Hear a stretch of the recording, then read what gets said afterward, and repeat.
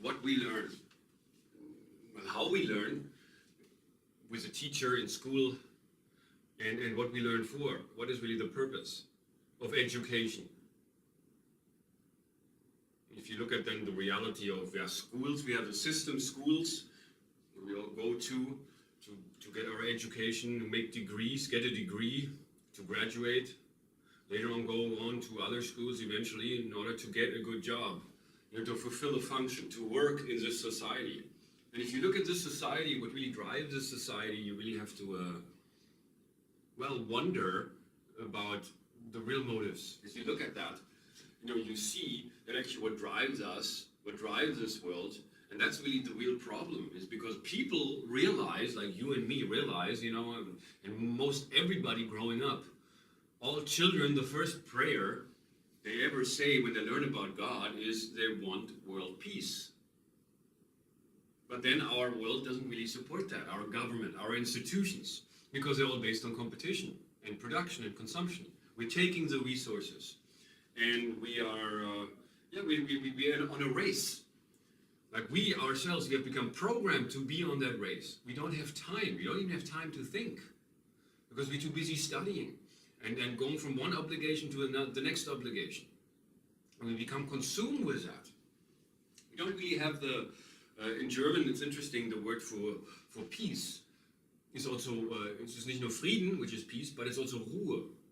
And Ruhe is to be calm, to be at peace, so to speak. And that's something that's also missing, that is taken from us because we become part of this race and of this machinery, which is all about, more and faster and getting somewhere, and you are being programmed, you're being conditioned to seek for yourself what you want. And the market, which is also a big part of the system that we're part of, there's something for everyone. Everyone can get what they want, what they're looking for, and everybody's looking for something. So there's really no surprise then that we are divided, that we are struggling against each other, and then we don't have time to really even consider, to think about really what's important. That's something I like to draw attention to here, in these videos, with Realize to Actualize, the importance of this, which actually connects all of us. It doesn't matter if you're Muslim or Christian or atheist or whatever. It doesn't really matter in what environment you grew up in. We're all children of God. We're all one. It's time for us to come together, to stop all the fighting each other. And the fighting in this world and the troubles in this world are just a reflection of what's here and what we have learned. And so to really change ourselves, really, which is where the process of the new revolution of this world begins, with an evolution from within, is a matter of learning to make peace. To realize that all events in life, all experience are there to teach you valuable lessons and insights about yourself, to get to know yourself better, which ultimately is the purpose of life, to really gain the self-knowledge. But as you realize yourself, which is the first step I've come to find, but then the important second step is to put that awareness into practice, and that's the actualization. That's the living in accordance to that, to selbstverwirklichen, as we would say in German, to make yourself real. Because the reality we are part of, we're separate from each other because we all live in our own reality. Our perception is my reality, and that's how it is for everyone. We are attaching ourselves to whatever works for us, and that's just then my views and my thing, mein Ding, which is also the Kein Ding website, the German website, is about that, the idea that mein Ding is my reality, my experience, which I have developed as a result of my experiences, what I've learned from that, who I am, that's me, mein Ding. And your thing is, of course, dein Ding, is your reality, your views, your experience, your beliefs, however different that is from mine. But it's really kein Ding, because it doesn't really matter. Because you are just another version of me, and I'm just another version of you. There's no need to struggle. There's no need to compete. There's no better. There's no right. There's no wrong. There's only the reality that we're all connected. And we're all this. That's how we come into this world. We're all part of nature. Nature's everything. But yeah, of course, the problem is also the reality that we need to look at in this world.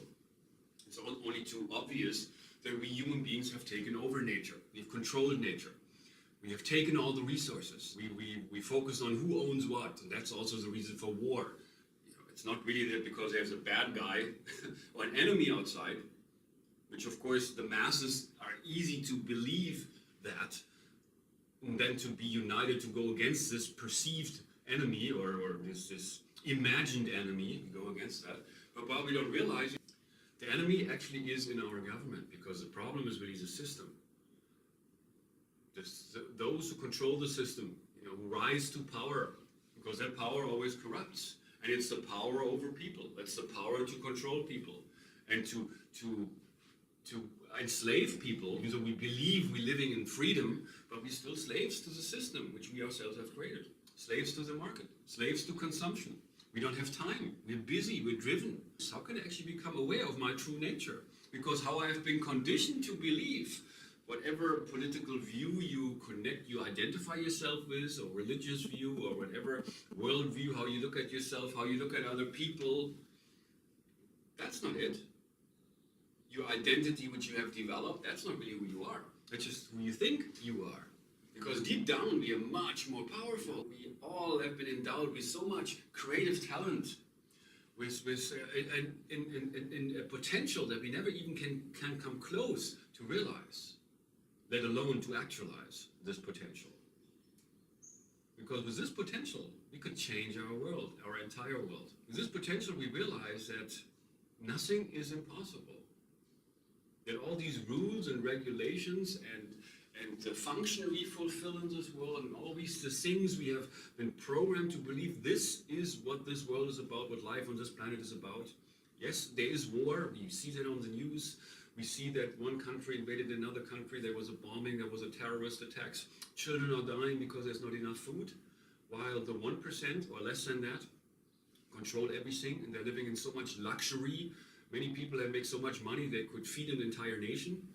But that's what we learned. Okay, that's just the way it is. It's our capitalistic system. We have. I was watching earlier in India. They have elections now. Elections. If you think about that, I mean, really, there's no surprise. I mean, those who are wanting to be elected, their interest is not necessarily that of, really helping the people. They want to get more votes. They're backed up also by certain sponsors from the industry, who want them to be elected so they can represent their own interest. It's very unreal. Rather, it's a game, this world that we're part of. It's an illusion, it's a very real illusion, but it's also a delusion that gives rise to so much suffering and so much injustice and homicide and suicide and mass killings and starvations. It always has been this theme of human history as we know it. Nothing really much has changed. Because the consciousness, the old consciousness we're part of, is what is controlling everything. And that is what controlling people, and that is fear, is what we learned. And war, which is completely unnecessary, because there's really no enemy we need to fight. Because war is business, if you think about that. And poverty is politically desired. If you're aware of these realities, you can see, okay, the root of the problem is really not outside. The root of the problem is inside of us, in each and every one of us. And that's the program that we have received to function the way that we always have functioned. Because the government is controlling everything. The matrix we are part of is like a computer system. And we're all part of this computer system. This old system that is responsible for all the suffering around the world and the starvation and the war and the injustice. Ever since the beginning of time, it's been that way. Because there was always a system in place. But the system, it's time for a new system to arise. And the only way a new system can arise, it cannot be imposed. Because when a system is imposed, it always brings injustice. There are those who want to get to power, those who want to control people, those who find a way of how to get the most profit out of that. But a real system can only arise from within. When people begin to collaborate, communicate, synergize as one, there's no struggle, there's no capitalism, there's no even democracy, which is majority rules. So the majority is like the norm, is like those who control everything, and then there's another part who is out of luck. Oneness, I think, is the key. To unity, oneness of mind, oneness of spirit. And that's the new consciousness. That's all love-based. You know, it has nothing to do with religion, nothing to do with what we have learned about anything really, because this is completely new. So to be new, to allow yourself for that, to give each other that privilege to be new.